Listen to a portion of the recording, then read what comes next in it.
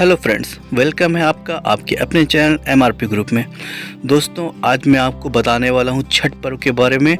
भारत की विविध संस्कृति का एक अहम अंग यहाँ के पर्व हैं। भारत में ऐसे कई छठ पर्व हैं जो बेहद कठिन माने जाते हैं और इन्हीं पर्वों में से एक है छठ पर्व। छठ को सिर्फ पर्व नहीं, महापर्व कहा जाता है। 4 दिनों तक चलने वाले इस पर्व में व्रती को लगभग 3 दिन का व्रत रखना होता है, जिसमें से 2 दिन तो निर्जली व्रत रखा जाता है। आइए आज के इस अंक में जाने छठ के बारे में कुछ विशेष बातें और छठ प्रथा। छठ पर्व और षष्ठी का अप्रभन से कार्तिक मास की अमावस्या को दिवाली मनाने के तुरंत बाद मनाने जाने वाले इस 4 दिवसीय व्रत की सबसे कठिन है और महत्वपूर्ण रात्रि कार्तिक शुक्ल षष्ठी की होती है। इसी कारण इस व्रत का नामकरण छठ व्रत हो गया। छठ पर्व वर्ष में 2 बार मनाया जाता है। ये बहुत ही कम लोगों को मालूम होगा। पहली बार चैत्र में और दूसरी बार कार्तिक में। चैत्र शुक्ल पक्ष षष्ठी पर मनाए जाने वाले छठ पर्व को चैत्री छठ व कार्तिक शुक्ल पक्ष षष्ठी पर मनाए जाने वाले पर्व को कार्तिक छठ कहा जाता है। मार्कंडेय पुराण में इस बात का उल्लेख मिलता है कि सृष्टि की अधिष्ठात्री प्रकृति देवी ने अपने आप को 6 भागों में विभाजित किया है और इनके छठे अंश को सर्वश्रेष्ठ मातृ देवी के रूप में जाना जाता है, जो ब्रह्मा की मानस पुत्री और बच्चों की रक्षा करने वाली देवी है।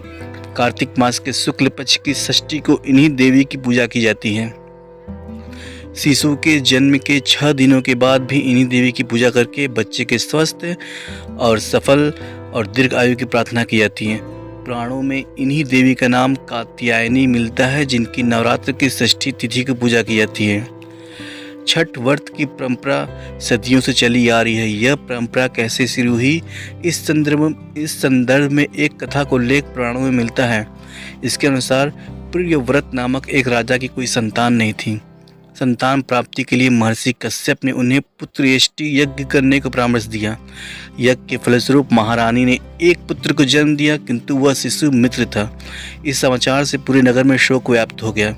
तभी एक आश्चर्यजनक घटना घटी। आकाश में एक ज्योतिमय विमान धरती पर उतरा और उसमें बैठी देवी ने कहा, मैं षष्ठी देवी हूँ और विश्व के समस्त बालकों की रक्षिका हूँ। इतना कहकर देवी ने शिशु के मृत शरीर का स्पर्श किया, जिससे वह बालक जीवित हो उठा। इसके बाद से ही राजा ने अपने राज्य में यह त्यौहार मनाने की घोषणा कर दी। पौराणिक मान्यता के अनुसार कार्तिक शुक्ल पक्ष की षष्ठी के सूर्यास्त और सप्तमी के सूर्योदय के मध्य वेद माता गायत्री का जन्म हुआ था।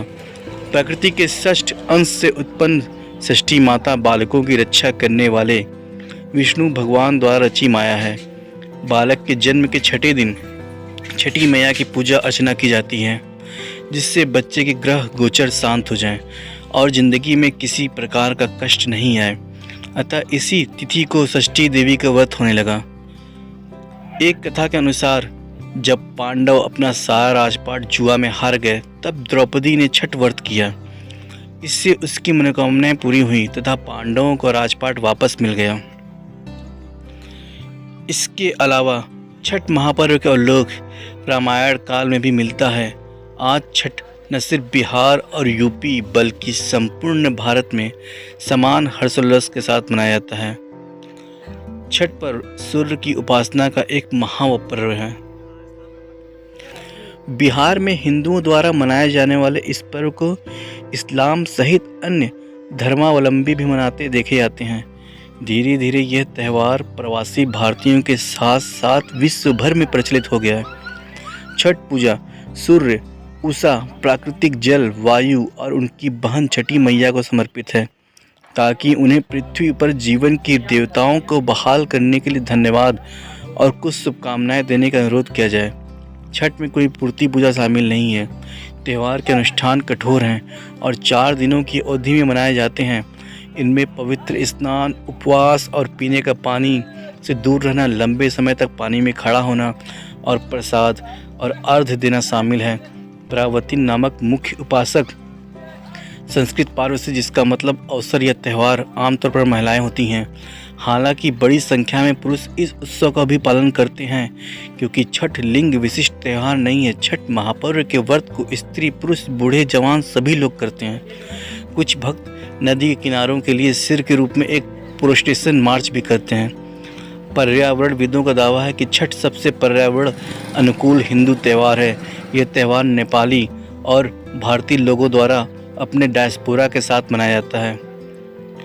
एक कथा के अनुसार प्रथम देवासुर संहार में जब असुरों के हाथों देवता हार गए थे, तब देव माता अदिति ने तेजस्वी पुत्र की प्राप्ति के लिए देवारण्य के देव सूर्य मंदिर में छठी मैया की आराधना की थी। तब प्रसन्न होकर छठी मैया ने उन्हें स्वरगुण संपन्न तेजस्वी पुत्र होने का वरदान दिया था।